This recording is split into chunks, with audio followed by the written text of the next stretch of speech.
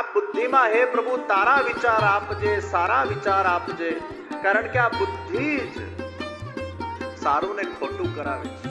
ધ્યાયતો વિષયાન પુંસઃ સંગસ્તેષુપજાયતે, સંગાત સંજાયતે કામઃ, કામાત ક્રોધોધિજાયતે, क्रोधात् भवति सम्मोह, मोहात् स्मृति विभ्रम, स्मृतिवंशात् बुद्धिनाश.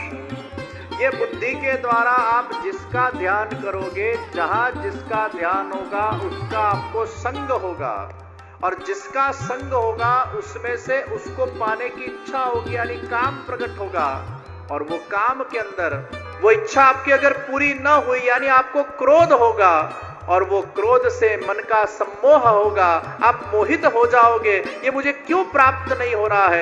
कोई भी लौकिक विषय के अंदर अगर आपकी आसक्ति हुई, उसका ध्यान आपको होने लगे, उसमें काम पैदा होगा, और वो अगर आपको प्राप्त न हो तो क्रोध हुआ, क्रोध में से मोह उत्पन्न हुआ, मोह में से बुद्धि का नाश हुआ. स्मृति वंशा. मोह થાય ને એટલે બધી સ્મૃતિઓ જતી રહે. જેટલું પણ સત્સંગમાં આપણે કંઈક શ્રવણ કર્યું હોય, આ બધું નાશવંત છે, આ બધું અસત્ય છે, આ બધું ખરાબ છે, આ બધામાં ચિત્ત ન લગાડવું જોઈએ, આ બધામાં આસક્ત ન થવું જોઈએ, આ બધાના અંદર અટેચ ન થવું જોઈએ, આ બધાનું ધ્યાન ન ધરવું જોઈએ. સત્સંગમાં આપણે સાંભળીને આવ્યા પિક્ચરના ગાયનો નહીં સાંભળવા જોઈએ, વગર કારણની ખરાબ પિક્ચરો નહીં જોવી જોઈએ, અદૃશ્ય દૃશ્યો નહીં જોવા જોઈએ, કારણ વગરના વાતો નહીં કરવી જોઈએ, ગાળાગાળ નહીં કરવું જોઈએ, વ્યસન નહીં કરવું જોઈએ.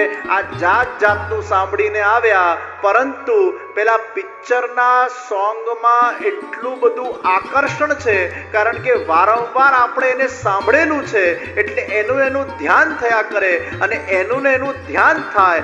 ધ્યાયતો વિષયાન પુંસ. એટલે તમારી બુદ્ધિ ત્યાં જ જતી રહી. હવે મારે હજી સાંભળવું છે, હજી સાંભળવું છે, હજી સાંભળવું છે, હજી સાંભળવાની ઈચ્છા.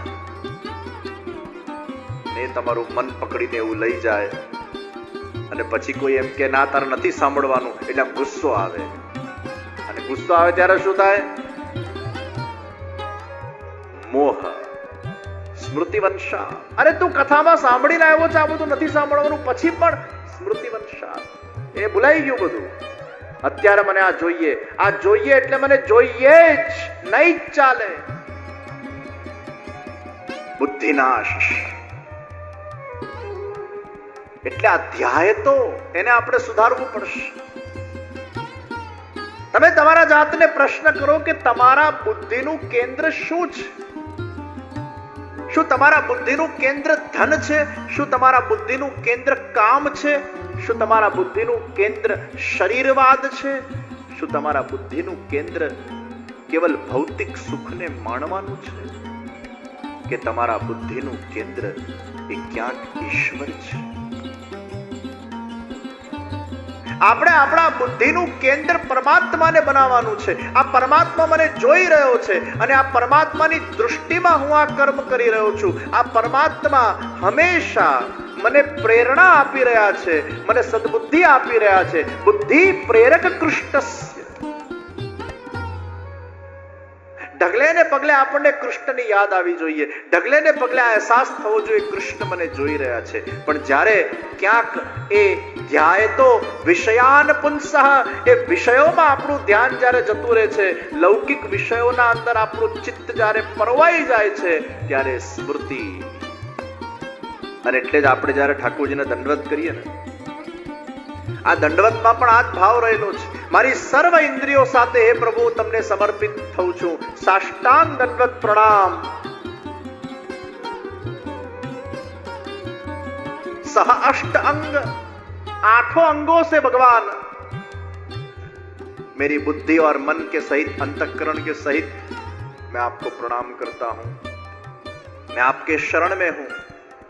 આ બુદ્ધિ મેં આપને સોંપી દીધી છે પ્રભુ. હવે આ બુદ્ધિમાં આપ સારા વિચારો આપો, આ બુદ્ધિમાં આપ સત્પ્રેરણાઓ આપો. હે પ્રભુ, હું તારા આધીન છું.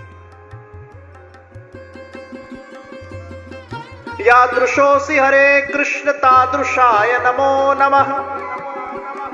यादृशोऽस्मि हरे कृष्ण तादृशं मामहि पालय. આપણે પ્રભુને દંડવત કરીએ ત્યારે આ શ્લોક બોલવાનો છે. યાદૃશોસી હરે કૃષ્ણ તાદૃશાય નમો નમઃ.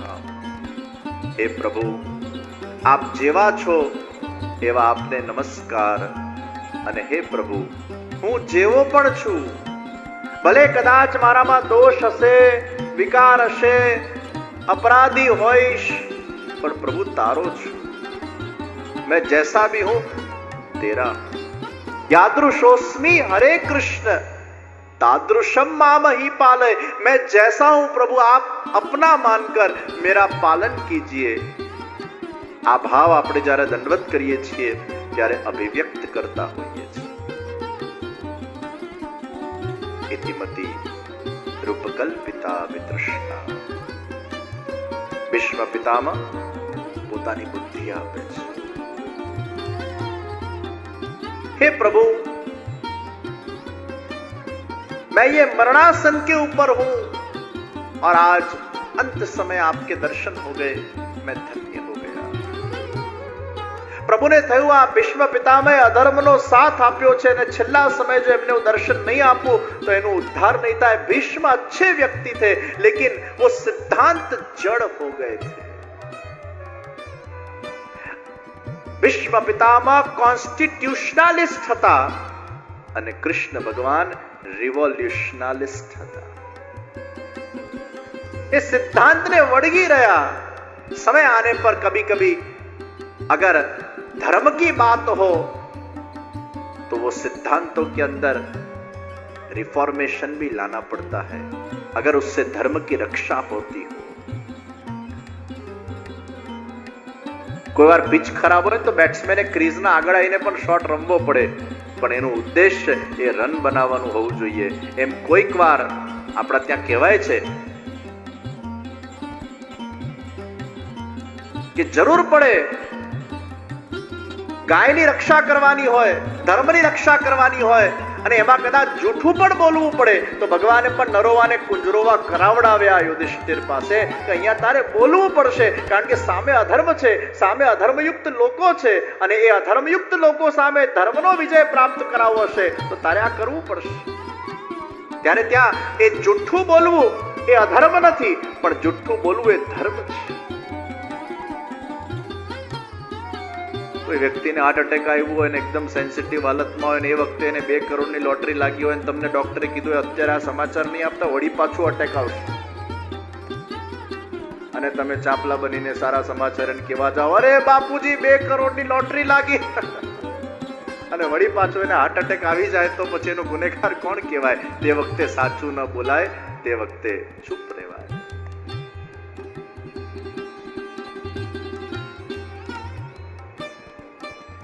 तो कभी रण छोड़ना भी धर्म है और कभी रण न छोड़ना भी धर्म है. જરૂર પડે તો રણને છોડવું પણ પડે, ત્યાં ધર્મ છે, અને રણને ન છોડવું એ પણ ધર્મ છે. ભગવાન ધર્મના સિદ્ધાંતને બહુ ફ્લેક્સિબલ બનાવે છે.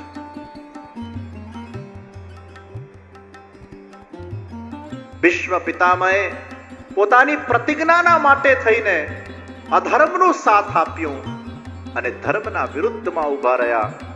ભગવાનને થયું આમને જો છેલ્લે દર્શન નહીં આપું તો આનો ઉદ્ધાર નહીં થાય. અને ત્યારે ભીષ્મ પિતામહ એ ભગવાનની પ્રતિજ્ઞાને યાદ કરે છે. હે પ્રભુ,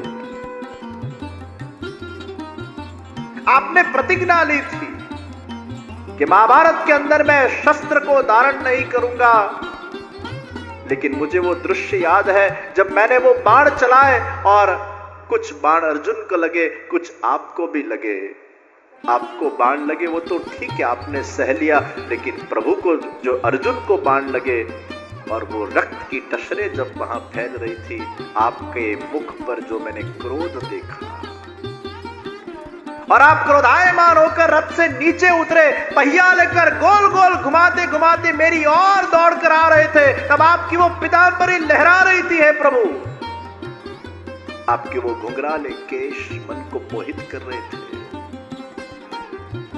आपका वो क्रोधित मुखारविंद को देखकर मैंने दोनों हाथ जोड़ दिए और आपको प्रणाम किए। एक बार आप अपनी उस महाभारत के अंदर शस्त्र न उठाने की प्रतिज्ञा को भी भूल गए और उसको तोड़ने के लिए राजी हो गए, क्योंकि हे प्रभु, आपकी सबसे बड़ी प्रतिज्ञा यह है कि मैं भक्तों का रक्षण करता हूं। और बड़ी प्रतिज्ञा को साकार करने के लिए कभी कभी छोटी प्रतिज्ञाओं को छोड़ देना चाहिए, और वो बड़ी प्रतिज्ञा को साकार करने के लिए आपने वो छोटी प्रतिज्ञा को छोड़ दिया। परीक्षित રાજાના મનમાં દયા થઈ। ભગવાન શ્રી કૃષ્ણ પધાર્યા અને કલયુગનું આગમન થયું, અને કલયુગનું જ્યારે આગમન થાય ત્યારે ઘણીવાર એમ બને કે આપણે કલયુગમાં ખોટા વ્યક્તિ પર દયા કરી નાખી, જેના પર દયા નથી કરવા જેવી એના પર દયા થઈ જાય। આજ કરી રાજાએ કીધું, ઠીક છે, તારે જુગારમાં, મદિરાપાનમાં, સ્ત્રીમાં અને હિંસામાં રહેવાનું। કલયુગે હજી વિનંતી કરી, એકાદ હજી સ્થાન આપો, અને રાજાએ કીધું, ઠીક છે, સુવર્ણમાં પણ રહે છે। જ્યાં જુગાર છે ત્યાં કળિયુગ છે, જ્યાં દારૂડિયા લોકો છે ત્યાં કળિયુગ છે, જ્યાં સ્ત્રી છે ત્યાં કળિયુગ છે, અને જ્યાં હિંસા અને સુવર્ણ છે। તો આપણને થાય સ્ત્રીઓમાં કળિયુગ, તો જે લગ્ન કરે કળિયુગને સાથે લઈને જ ફરે છે। જો સ્ત્રીઓમાં કળિયુગ હોય, પ્રિયજનો, કળિયુગની અસર ત્યાં જ રહે છે જ્યાં કૃષ્ણનો આશ્રય નથી। જ્યારે કોઈ પણ વ્યક્તિ, વિષય કે વસ્તુ કૃષ્ણને આશ્રિત બની જાય છે, કળિયુગ એને સ્પર્શ કરી શકે। અને એટલે જ આપણા ત્યાં એક એવી વ્યવસ્થા છે કે તમે કોઈ પણ વસ્તુ નવી બહારથી લાવો, એ ઠાકોરજીને અર્પણ કરો, આત્મનિવેદન। અને એટલે જ બ્રહ્મ સમન મંત્રમાં પણ આપણે બોલીએ છીએ, પ્રભુ મારું દેહ, ઇન્દ્રિય, આત્મા, સમસ્ત પરિવારજનો સાથે આપણે પ્રભુને સમર્પિત બનીએ છીએ। નવી વસ્તુ લાવો અને પ્રભુને તમે અર્પણ કરો, અને પછી એ પ્રસાદી તમે ધારણ કરો। ભોગ પણ જ્યારે આપણે પ્રભુને ધરીએ અને પછી એનો પ્રસાદ આપણે ધારણ કરીએ, એને આપણે પછી ખાઈએ, તો જે કંઈ પણ આપણે પ્રભુને ધરીએ એનું પ્રસાદ આપણે લઈએ, તેમાં કલયુગના અંશ જતા। તો સ્ત્રીમાં કલયુગ, સ્ત્રી પ્રતિની ખોટી નજરમાં કલયુગ છે, સ્ત્રીમાં નથી। અને જે સ્ત્રી ભગવાનને સમર્પિત થઈ જાય, જે સ્ત્રી ભગવાનની ભક્તિ કરતી હોય, જે સ્ત્રી સત્સંગ કરતી હોય, ઘણા બધા લોકો એટલું બધું સોનું પહેરે। વચ્ચે કોઈક સિંગર હતા, એ બહુ સોનું પહેરતા, આમ સોનું સોનું, શું નામ, બપ્પી લહેરી। તો સુવર્ણમાં કલયુગ છે, પણ એ સુવર્ણ જો ભગવાનને સમર્પિત થઈ ગયેલું હોય અને ભગવાનને નિવેદન કરીને પછી જ્યારે આપણે એને ધારણ કરીએ, તો પછી એની આડઅસર જતી રહે છે। અને એટલે જ આપણા ત્યાં સર્વ વસ્તુનું સમર્પણ કરવામાં આવે છે। તમે કંઈ પણ નવું લાવો, પેલા પ્રભુને અર્પણ કરો, તો કલયુગના અંશ એમાંથી। તો કલીને આ 5 જગ્યાએ સ્થાન આપવામાં આવ્યું। સુવર્ણમાં કલયુગનું સ્થાન, સુવર્ણમાં કલયુગનું સ્થાન, રાજાના સુવર્ણ મુકુટમાં કલયુગે પ્રવેશ કર્યો, અને રાજાની મતિ ક્યાંક થોડીક ભ્રષ્ટ થઈ। મરેલો સાપ ઋષિના ગળામાં એમને લટકાવ્યો। કેમ આવી બુદ્ધિ ભ્રમિત થઈ? કારણ કે તરસ્યા હતા અને એમને લાગ્યું આ ઋષિ ધ્યાન મુદ્રામાં બેઠા છે, એ ધ્યાનનો ઢોંગ કરે છે। આ જ કળિયુગ મિસઅન્ડરસ્ટેન્ડિંગ પેદા કરે કે જે સજ્જન હોય એને એમ માને કે આ દુર્જન છે, અને જે દુર્જન છે એને એમ માને કે આ સજ્જનને ઘણીવાર દુર્જન બનાવી દે, ને દુર્જનને ઘણીવાર સજ્જન બનાવી દે। ક્યાંક ભૂલ કરે એ ઋષિ તો ધ્યાનમાં, પરીક્ષિત જેવા રાજા પરીક્ષિત પણ આ પ્રકારની ભૂલ પણ કરી। કેમ? એ સુવર્ણમાં ક્યાં કડીનો પ્રવેશ થયો, તરત એમની મતિ ચક્રાઈ। ઘરે આવીને જ્યારે સોનાનું મુકુટ કાઢ્યો ત્યારે પશ્ચાતાપ, અને આ બાજુ ઋષિપુત્રએ શ્રાપ આપ્યો કે જેને પણ મારા પિતાના ગળામાં આ મરેલો સર્પ નાખ્યો છે, જેને પણ આ દુષ્કૃત્ય કર્યું છે, એને હું શ્રાપ આપ કે 7મા દિવસે તક્ષક નાગ એને, અને એનાથી એનું મૃત્યુ। પરીક્ષિત રાજા ઘર પર આકર રોને લગે, એમનું હૃદય વેદનાથી ભરાઈ ગયું। અમે કયો અપરાધ કરી? તમે અગર સજ્જન હો, સારા વ્યક્તિ હો, ભક્ત હૃદયના વ્યક્તિ હો, અને કદાચ તમારાથી કોઈક એવા કાળમાં કંઈક ભૂલ થઈ જાય, પછી તમને એનો ખૂબ પશ્ચાતાપ થાય, તમે ખૂબ રુદન કરો છો, આ મારે નતું કરવા જવું અને મારાથી થઈ ગયું, અને પશ્ચાતાપની અગ્નિમાં તમે બળ્યા કરો, બળ્યા કરો, બળ્યા કરો, અને પ્રાયશ્ચિત કરો। તમારા પશ્ચાતાપની અગ્નિ જે પાપને ભસ્મ કરી નાખે। અને યાદ રાખજો, પ્રાયશ્ચિત વગર અગર તમે ગંગા સ્નાન કરો, એ ગંગા સ્નાન પણ તમારું ફલીભૂત થતું નહીં, તો પછી માણસમાં પાપ વધી જશે। કંઈ પણ ખોટું કરો, ગંગા સ્નાન કરો, ખોટું કરો, ગંગા સ્નાન કરો, ખોટું કરો, ગંગા સ્નાન કરો, તો આ ગંગા સ્નાનથી તો હજી પાપ વધશે કે ગમે તે ખોટું કરો ને, આપણે તો ગંગાજી છે ને, ક્યાં વાંધો? દર વર્ષે જઈને ગંગામાં નહીં આવીશું, આખું વર્ષ પાપ કરીશું, અને છેલ્લો દિવસ ગંગામાં, એટલે બધા પાપ ધોવાઈ ગયા, એવું થોડું થાય? એક જણાએ કીધું, ગંગાજી તમારામાં તો બધા પાપ ધોવે એટલે તમારામાં બહુ પાપ. ગંગાજી કે હું કઈ પાપ રાખતી નથી, હું તો સમુદ્રને આપી. સમુદ્રને પૂછવામાં આવ્યું સમુદ્ર તમારામાં બહુ પાપ છે એટલે તમે ખારા છો. સમુદ્ર કે હું કઈ પાપ રાખતો નથી, હું તો બધા સૂર્યને આપી દઉં, એ મારામાંથી બધું લઈ જાય. સૂર્ય કે સૂર્ય તમારામાં પાપ છે? એ કે ના ના, હું તો બધું વાદળને આપ. વાદળ કે તું કાળો છે ને એટલે જ પાપી છે. એ કે છે હું કઈ પાપ રાખતો નથી, જેના હતા પાછા વરસાદ વરસાવીને એને પાછા મોકલી આપું છું. એમ કઈ પાપ ધોવાઈ જતું. પ્રાયશ્ચિત ભાવથી, પશ્ચાતાપને ભાવનાથી જ્યારે તમે કોઈ પણ યજ્ઞ અનુષ્ઠાન કે તીર્થયાત્રા કરો છો એ તમારા પાપ, એમાં પ્રાયશ્ચિતનો ભાવ હોવો જોઈએ. અને એટલે જ આપણા ત્યાં અમુક પાપોના અમુક પ્રાયશ્ચિતો છે, પણ બીજી વાર ન કરવાના સંકલ્પ સાથે કરેલું એ પ્રાયશ્ચિત, ત્યારે એ પાપ તમારું ધોવાય. અને યા તો પછી ભગવાનની અહેતુની કૃપા તમારા પર થાય. કોઈ પણ સાધન તમે ન કરો અને અજામિલના જેમ કેવલ નારાયણ નારાયણ નારાયણ બોલો ને ભગવાન તમારા પર કૃપા કરે અને તમારા પાપોને ધોઈ નાખે.